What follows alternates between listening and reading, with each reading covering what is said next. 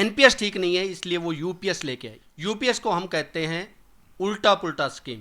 जब जिसको कांटा लगता है, जिसको दर्द होता है, उसको शामिल ही नहीं किया गया, उसकी समस्या को सुना ही नहीं गया, तब हम कैसे मान ले कि सरकार ने हमारी सुनी है। जब तक जो पीड़ित की सुनी ही नहीं जाएगी तो कैसे मान ले कि सरकार हमारी समस्या को समझ सकती है। जो 30-35 साल देश हित के लिए करते हैं, सरकारी कर्मचारी भी सरकार के हिस्सा हैं। सरकार की कोई पॉलिसी होती है उसको इंप्लीमेंट करना कर्मचारियों का काम है। जब जो माननीय है वो 3-3 4-4 पेंशन ले सकते हैं, ओपीएस ले सकते हैं, जो कभी रिटायर ही नहीं होते उनको फिर पेंशन क्यों?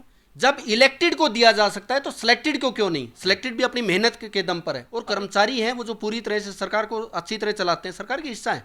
हम किसी पॉलिटिकल पार्टी के लिए काम नहीं करते। हम कैसे मान ले कि शेयर मार्केट में पैसा लगा हुआ हमें फायदा ही देगा? मार्केट का तो कोई भरोसा नहीं है। हमारा संघर्ष जब तक जारी रहेगा जब तक पूरे देश में पुरानी पेंशन बहाल नहीं हो जाती।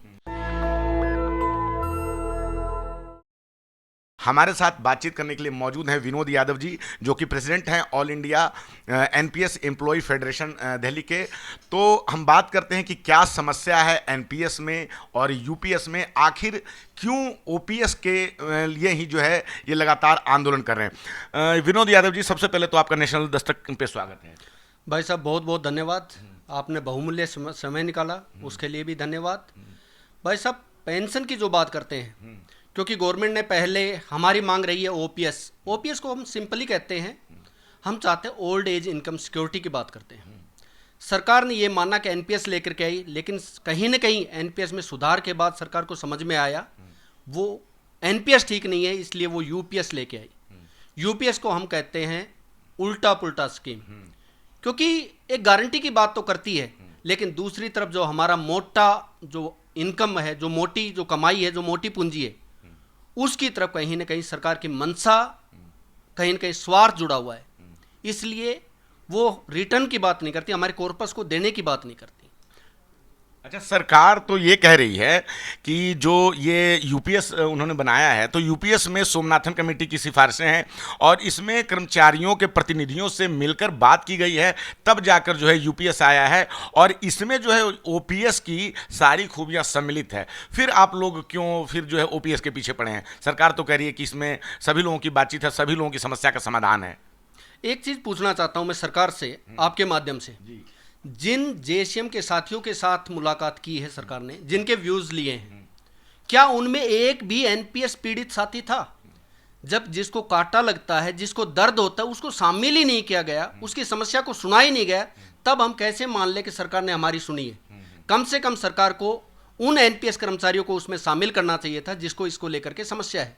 जेसीएम हम किसी संगठन के विरोधी नहीं है, ठीक है, हम सम्मान करते हैं, हमारे बड़े हैं, सीनियर हैं और बड़े अच्छे ऑर्गेनाइजेशन से, हमारा विरोध उनसे नहीं है। हम ये कहते हैं कि सरकार को जो मंशा है, जो सरकार की सोच है, कम से कम जिस प्रॉब्लम से जो पीड़ित है उनको एटलीस्ट उसमें शामिल किया जाए, तब सरकार को समझ में आएगा कि वास्तव में समस्या है कहाँ। जब तक जो पीड़ित की सुनी ही नहीं जाएगी तो कैसे मान ले कि सरकार हमारी समस्या को समझ सकती है। अच्छा, यूपीएस से समस्या क्या है? यूपीएस में मान लीजिए एनपीएस से आप लोगों को समस्या थी, तो आप लोगों ने एनपीएस को लेकर बातचीत कही और सरकार ने उसको हटा के अब जो है यूपीएस ले आई है, यूनिफाइड पेंशन स्कीम। तो चलिए, आपको एनपीएस पसंद नहीं तो यूपीएस में तो आप संतुष्ट हो जाएं। यूपीएस की बात करते हैं, जिसको उल्टा पुल्टा स्कीम कहते हैं। ये एक तरफ तो पॉजिटिव चीज ये है कि गारंटी की बात करते हैं, क्योंकि old age income security guarantee की हम बात करते थे। इन्होंने कहा कि जो रिटायरमेंट पर 50% प्लस डीए जो भी है वो बेनिफिट दे देंगे, लेकिन फिर बात ये आती है कि जो हमारा पैसा है वो हमारा पैसा वापस क्यों नहीं देंगी?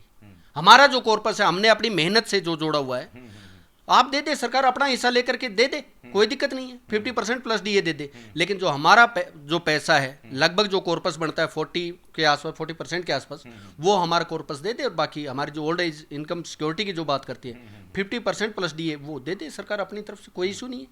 अपना पैसा लेकर के हमें गारंटी दे दे, लेकिन हमारा पैसा जो हमारा जो मेहनत से जोड़ा हुआ पैसा वो हमें वापस चाहिए। अच्छा, आम जनता समझना चाहती है कि आखिर सरकार कर क्या रही है, आखिर यूपीएस में ऐसा क्या है जिससे कि जो है सरकारी कर्मचारियों को लग रहा है कि इसमें लाभ नहीं है और ओपीएस की मांग कर रही है। तो जो है कई लोग सोचते हैं कि सरकार तो है, जब समाचार पत्र में या अखबार में आता है, कई लोग जो है इसके प्रशंसक भी होते हैं, तो कहते हैं कि सरकार लगातार अच्छा काम कर रही है, लेकिन जो है सरकारी कर्मचारी बस अपना लाभ देख रहे हैं।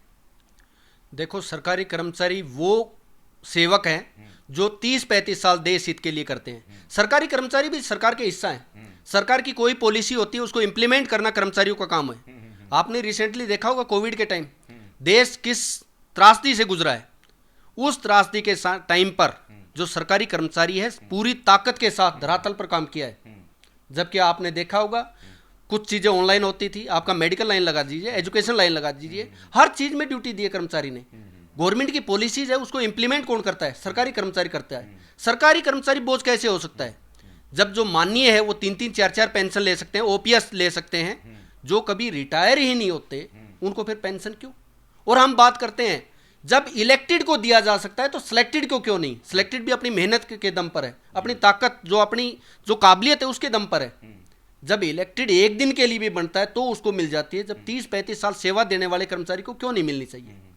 तो सर कई लोग ये कहते हैं कि सरकारी खर्चा बहुत बढ़ जाएगा, जो है सरकार पे बोझ बहुत बढ़ जाएगा, इस कारण जो है सरकारी खर्च कम करना भी जरूरी है। राष्ट्र निर्माण की भूमिका में जो है सभी लोगों का सहयोग देना चाहिए। इस पर क्या जवाब देना चाहेंगे आप? सिंपल सी बात कर रहा हूं मैं। आजकल चर्चा होती है कि देश आर्थिक रूप से बहुत मजबूत है, आर्थिक रूप से हमारा देश 3रे नंबर पर पहुंच गया, 5वें नंबर पर पहुंच गया।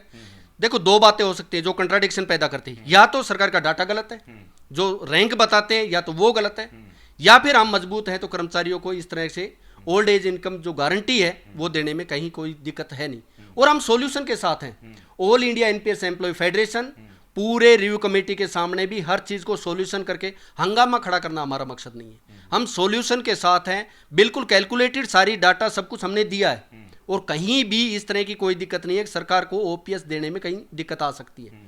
हम आर्थिक रूप से बहुत मजबूत हैं और कर्मचारी हैं वो जो पूरी तरह से सरकार को अच्छी तरह चलाते हैं, सरकार के हिस्सा है। हम किसी पॉलिटिकल पार्टी के लिए काम नहीं करते, हमें मतलब नहीं है चाहे वो बीजेपी हो, कांग्रेस हो, आम आदमी पार्टी हो या कोई भी सत्ता में हो। हमारा टकराव, हमारी लड़ाई, हमारी मांग सरकार से है, चाहे वो सरकार किसी की भी हो। अच्छा, लेकिन अभी अभी जो है राजस्थान में ओपीएस लागू है और वहाँ कांग्रेस की सरकार ने चुनाव हार गई, जो विधानसभा का चुनाव हुआ था, और उसके बाद फिर से भाजपा सरकार आ गई। तो कह रहे हैं कि कई लोग कह रहे हैं कि भाई ओपीएस जब वहाँ लागू किया तो फिर भी वहाँ कांग्रेस हार गई। हालांकि वहाँ हर बार सरकार चेंज हो जाती है, तो ओपीएस में जो है सरकार फ़ायदा दे रही थी कांग्रेस वाले, फिर भी लोगों ने वहाँ का सरकार को नहीं चुना, कांग्रेस को। देखो सरकार चुना नहीं चुना वो अलग विषय हो सकते हैं। हाँ। मुद्दा बड़ा है और मुद्दा आप समझ सकते हैं। हर आज ये चर्चा हो रही है, यूपीएस लाया गया, मोदी जी ने व्यक्तिगत आकर के इसको अपने पर्सनली लिया है इसको इशू को, और ये इशू बड़ा है। यदि इशू बड़ा नहीं होता, एनपीएस गलत था तभी तो यूपीएस आया, और ओपीएस धीरे धीरे हमें पूरी उम्मीद है। मोदी जी बड़े निर्णय लेते हैं। मोदी जी वो व्यक्ति हैं जिन्होंने एक बड़े, चाहे राम मंदिर का निर्णय हो, चाहे धारा 370 की हो, तो ये तो एक छोटा है। यदि मन बना लेंगे मोदी जी, यूपीएस में ही जो रिटर्न की बात करते हैं हम, यदि वो रिटर्न दे देंगे तो ये भी हम नहीं चाहते रोज तीसरे दिन धरने पर जाएं या मांग को लेकर के कहीं कॉल करें, स्ट्राइक कॉल करें। हम ये चाहते हैं हम भी आराम से अपनी नौकरी करें, जीवन यापन करें, हमारे बच्चों का समय है, जो एनर्जी है वो अपने कार्यालय में अपनी जगह पर लगाएं। इसलिए हम कोई किसी तरह की वो नहीं है, हमें सिंपल सी बात है जो हमारा कॉर्पस है वो दे दो, और दूसरी तरफ जो गारंटी की बात कर रहे हैं वो हमें मिल जाए। अच्छा, यूपीएस में ये भी कहा जा रहा है कि कुछ पैसा जो है सरकार शेयर मार्केट में लगाएगी, तो शायद वो फिर जब फायदा होगा तो भी दिया जाएगा, ऐसा भी कुछ कहा जा रहा है। हम कैसे मान लें कि शेयर मार्केट में पैसा लगा हुआ हमें फायदा ही देगा? मार्केट का तो कोई भरोसा नहीं है। यही जो शेयर मार्केट है कभी 20,000 से 6,000 पर भी आई थी। जिस समय कॉर्पस ज्यादा निकल गया, रिटायरमेंट ज्यादा होंगे, उस समय हमारी जो नेट एसेट वैल्यू है एक यूनिट की वो डाउन जाएगी, वो जो कॉर्पस हमें मिलना चाहिए था वो नीचे चला जाएगा। तो कैसे उम्मीद कर ले कि हमें तो मार्केट के हवाले छोड़ दिया आपने। हम चाहते हैं कि रिटर्न की गारंटी मिले। एनपीएस में लड़ाई क्या थी? हमारी लड़ाई यही थी कि हमें रिटर्न की गारंटी दो। यूपीएस में इन्होंने गारंटी तो दिया, लेकिन दूसरी तरफ दूसरा गेम खेल गई। जो हमारा जो शेयर है, जो हमारा कॉर्पस है, वो कहीं ना कहीं देने के भी, और हमें निश्चित रूप से हम समझाने में शायद कामयाब हो जाएंगे। 2025 तक का समय है, सरकार भी समझ जाएगी कि डिमांड क्या है। हमारा कॉर्पस मिल जाएगी, इधर रिटर्न की गारंटी मिल जाएगी, ओपीएस लागू हो गई। हमें नाम से मतलब नहीं है, नाम चाहे कुछ भी रख दे सरकार, हमें चाहिए 50% प्लस डीए और हमारा कॉर्पस वापस। अच्छा, ये जो है ओपीएस को लेके आप लोग लगातार बातचीत कर रहे हैं, तो ओपीएस में आप लोगों को कितना मिलेगा, और जो यूपीएस है इसमें अगर किसी को कोई अगर ज्वाइन करता है जो कि अगले साल लागू होगा, तो उसमें कितने का अंतर आ जाता है आप लोगों को जो राशि मिलने वाली है? देखो ओपीएस जिसको हम बात कर रहे हैं, जो हमारी लास्ट बेसिक है उसकी 50% और उसके ऊपर डीए और पे कमीशन के सारे बेनिफिट मिलते हैं। दूसरी तरफ जो हमारा कॉर्पस है जिसको जीपीएफ कहते थे, वो जीपीएफ का पैसा हमें रिटर्न के इंटरेस्ट के साथ रिटर्न मिल जाता है, ये ओपीएस है। यूपीएस में 50% जो लास्ट बेसिक है उसके डीए की तो बात करती है सरकार, लेकिन पैसा जो कुछ कह रही है 6 महीने का मिल जाएगी, ये वो हम ये चाहते हैं जो 40% के आसपास जो हमारा शेयर है, जो कॉर्पस है, वो हमें वापस मिल जाए। ये मेन डिफरेंस है। क्या लगता है सरकार की मंशा क्या है? सरकार क्यों नहीं आप लोगों की सुन रही है? सरकार अगर आर्थिक रूप से सक्षम है, हालांकि सरकार ये भी कहती है कि सरकारी खजाने पे बोझ बढ़ जाएगा, ये तो मंशा क्या लगती है? आखिर सरकार को समस्या कहाँ पर है? ऐसा नहीं है सरकार सुनती नहीं है, सुनती है। हमने दबाव बनाया, 10 साल के आसपास का हमारा संघर्ष है। यदि नहीं सुनती तो हमारा जो 10% का था, गवर्नमेंट ने अपना कंट्रीब्यूशन 10 से बढ़ा करके 14% किया। इसके अलावा डेथ केसेज में ओपीएस के जो अभी पीछे आया था नोटिफिकेशन, वो दिया। लेकिन कहीं ना कहीं सरकार को पता नहीं क्या समझ में आया, जो जिस यूपीएस की बात करते हैं, जिसको हम उल्टा पुल्टा स्कीम कहते हैं, उसको लेकर के हम बिल्कुल भी किसी तरह से मानने के लिए तैयार नहीं है। हम ये चाहते हैं ओल्ड एज इनकम सिक्योरिटी, जिसको पेंशन कहते हैं लास्ट बेसिक की, उसके साथ हमारा कॉर्पस जो हमारा पैसा है वो वापस चाहिए। लेकिन जब एनपीएस आया था तो देखते देखते 23 लाख लोगों ने इसको ज्वाइन कर लिया था। नहीं, ज्वाइन कर लिया था। देखो, कोई भी चीज़ इंप्लीमेंट होती है, जब उसका रिजल्ट आता है, जो 2004 के बाद में जिनकी ज्वाइन थी, जब रिटायरमेंट के केसेस देखे, रिटायरमेंट के केसेस के बाद में हमें पता चला किसी की बन रही है 1200 रुपये बन रही है, किसी की 1500, किसी की 2000। आप ये बताइए, इस समय जो हमारा यूथ है वो लगभग ये चाहता है कि हमारी एजुकेशन बाहर हो, ब्रेन ड्रेन का पूरा सिस्टम चला हुआ है। हम रिटायरमेंट के बाद हमारे बच्चे विदेश में पढ़ेंगे, जिसको पेंशन मिलेगी 5000 7000, अब बात करते हैं, चलो गारंटीड बात करते हैं 10,000 की 15,000 की। जिस समय 10-15 हज़ार की आज की जो फाइनेंशियली है, जितनी महंगाई है, क्या सर्वाइव करना मुश्किल नहीं होगा? कैसे सर्वाइव कर पाएंगे? और ओल्ड एज में हस्बैंड वाइफ का लगा लो या कैसे भी जो भी फैमिली मेंबर्स हो गए, उनका खर्चा कैसे चलेगा? हमने 30-35 साल सेवा जो देश के लिए की है, जो सेवा दी है, वो तो इसके लिए तो नहीं दी थी। कम से कम सरकार की जिम्मेवारी है, जो सेवा दे रहा है, सरकार का एक मजबूत हिस्सा है, उसकी ओल्ड एज में सुरक्षा देना भी सरकार की जरूरी है, सरकार की नीति है। और नियत साफ होगी तो 100% ये सरकार इसको देगी। आप लोग लगातार मांग कर रहे हैं, लेकिन सरकार ने अभी तक माना नहीं है। अगर ऐसे में सरकार अभी जल्दी में नहीं मानती तो आगे आप लोगों की क्या योजनाएं हैं? देखो, फिलहाल तो 17 नवंबर को जंतर मंतर पर all India NPS employ federation, जो national mission for old pension scheme Bharat के बैनर तले लगातार संघर्ष कर रही है। हमारा संघर्ष जब तक जारी रहेगा जब तक पूरे देश में पुरानी पेंशन बहाल नहीं हो जाती।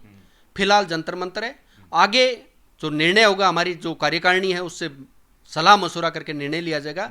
निश्चित रूप से यदि जरूरत पड़ी तो संसद का घेराव भी करेंगे।